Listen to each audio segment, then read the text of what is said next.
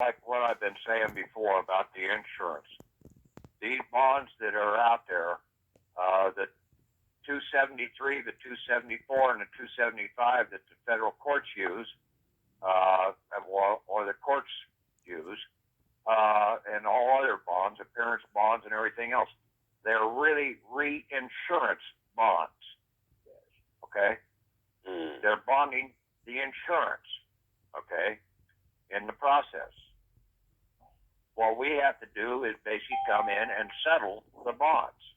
We have to find out what the bond value is that they have out there, and then settle it. So like your appearance bond on the traffic ticket, you settle for that value, okay, but the traffic charges, like in my case, were say $500, but the bond, the appearance bond, was $600. So that means when I settle that properly, I'm going to be getting back $100 credit when I walk out of there, because we're the creditor and we're pulling it out of our Mortamain account, which is that when you read through that document, it is the auto tris number, which is your Social Security number without the dashes. Because like I said, that Mortamain account person, Devine, Patrick, that's held down in Puerto Rico, can't run. He can't dash anywhere, so he can't run. But the Social Security person with dashes, with two of them, can run all over the damn place. Good way to remember it. It's that simple. Yeah. One can run, the other one can't. Our account that basically is sitting there that we have to use is the one that has the no dashes. He can't run away. He's fixed. Because he's a Mortamain. It's not about trust, okay? We have trusted the damn government and the people in power, but that does not make it a damn trust. They're operating as beneficiaries, trying to make it a sesticate trust, a quasi-trust, but that still don't make it a trust. It's really, when it boils down to it, it's a damn Mortamain. They're holding our assets out of circulation, and that's against the law. That's why they're located down in Puerto Rico, and that's why Puerto Rico is not a state, because it's operating under the color of law or the codes or the maritime law system.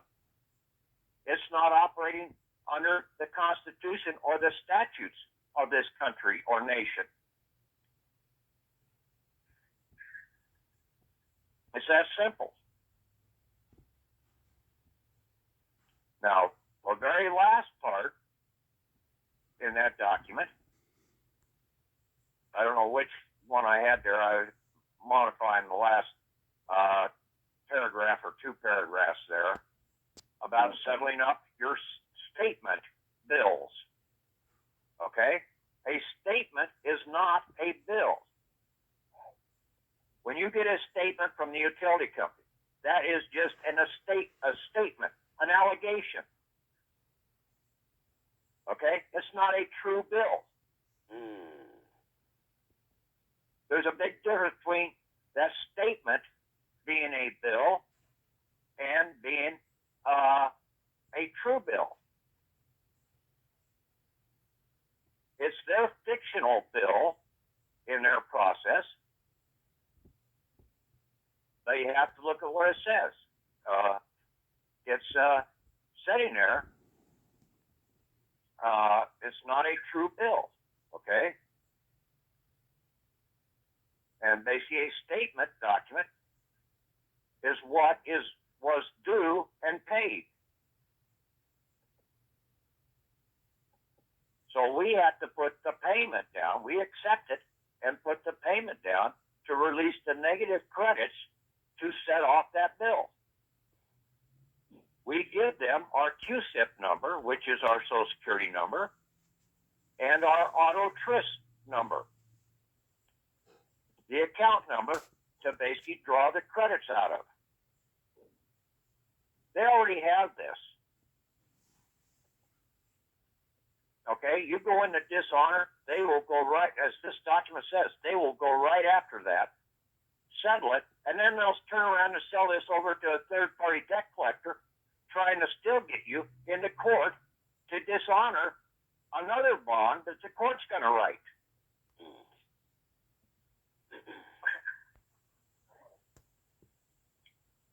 You need to have your individual banker's EIN number, okay? You are a private bank, but you need to have an interface between the public world and the private. You're in the private. You as the living flesh cannot go into the public world. So you need an interface person, and that's going to be your individual banker. You have two bank accounts, your estate and your trust. And then you also are going to be the fiduciary over the Social Security, Cusip, and auto trust account, which is holding your birth certificate, which is the security, which has all the funds attached to it, or your DD-214. It's pretty simple when you really read and understand this document. And then it goes right along with that 47-page document that was out there. But you don't need to make it quite as complicated as what everybody's been trying to make it. You don't need a UCC. You don't need to go to the Secretary of State and get a kiss off from that damn John Kerry or even the State Secretary of State. You've had this power all along. Gotcha. The people stand over that damn stinking Secretary of State. The Secretary of State is nothing but a corporate secretary. You have more power than he does when you really wake up and understand this.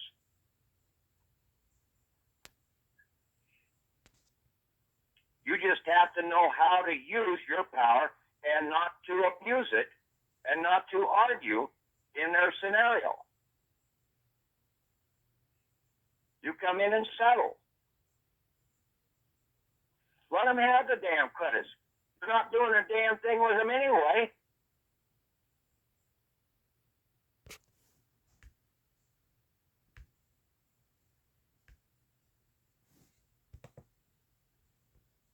In a lot of cases, they're just fictional. They want the debt money, the fictional debt money, give it to them. Let them have it.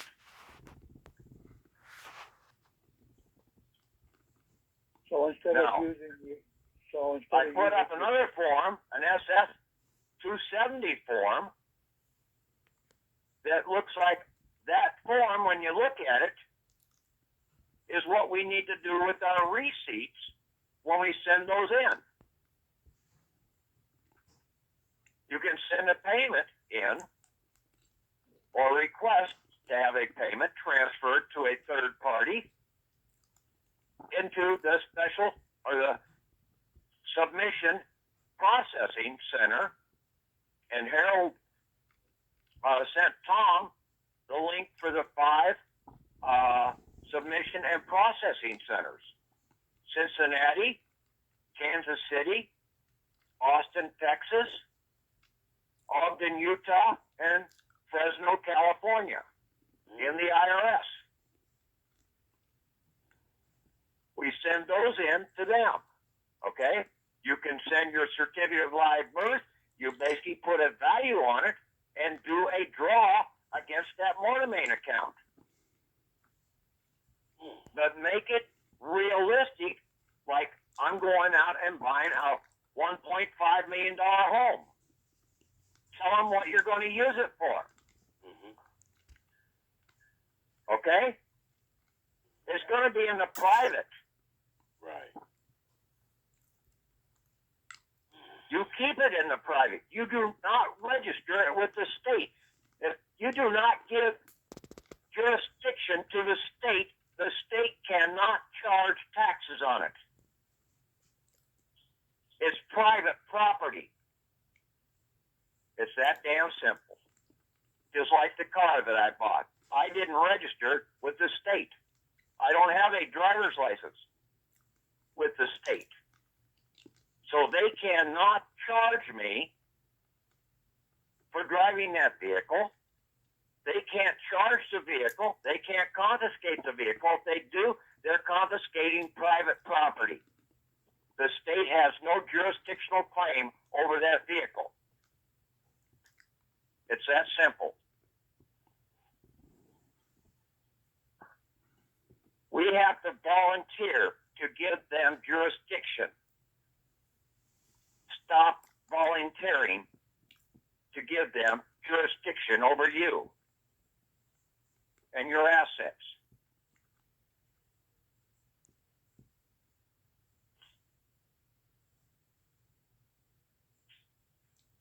So basically, all you need to do when you settle a bill, since it's just a statement of a bill and payment,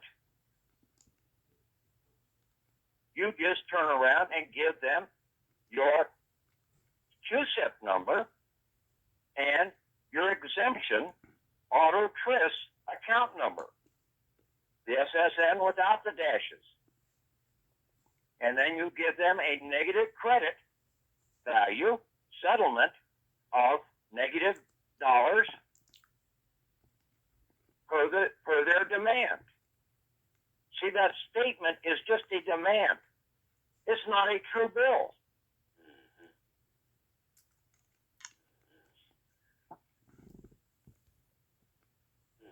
But they want to try and get you into dishonor, then they can go and attack your account because they have these numbers already. Okay? Because you didn't give them authorization. Now they can go, since you're in dishonor, they can go and get it, and then they can turn around and charge you with dishonor. Just like the courts can charge you with contempt of court.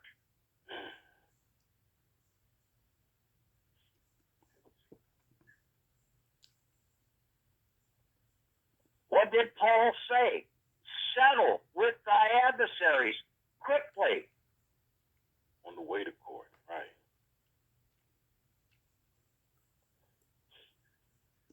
This is nothing new. This is old law.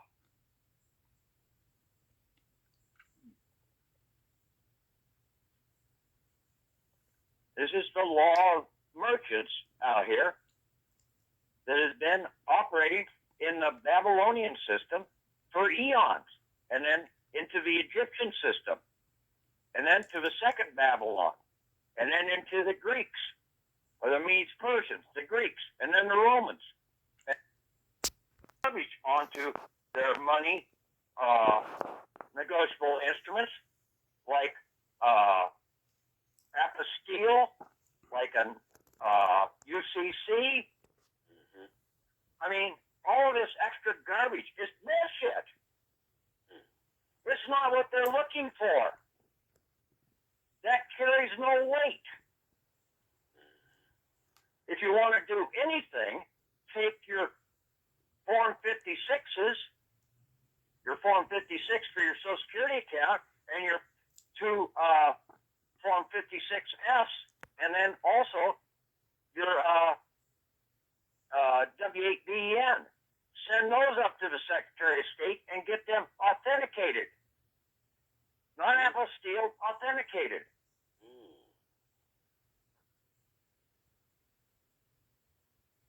But you really don't need to do that because basically, what the hell is you want to go to a public official for when you're in the private?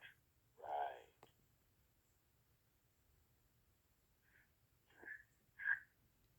And basically, I tried to make that rev to the W8BN also an apostille, or not an apostille, an affidavit. Only the living can make an affidavit. The fictions can't. The public can't. They can't give an affidavit. They have to get into the private to give an affidavit. So they will never give an affidavit, and they can never refute an affidavit that's made in the private.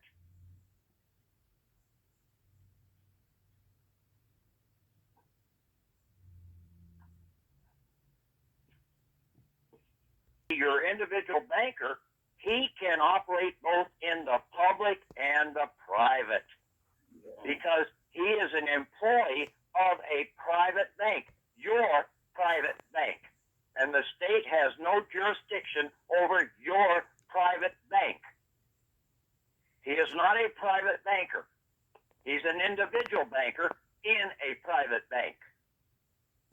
You do not use the term private banker. Read the definition in the dictionary. A private banker is going to be under state control. He has to have a license by the state. But an individual banker don't. Because he's working for a private bank. And we're unincorporated.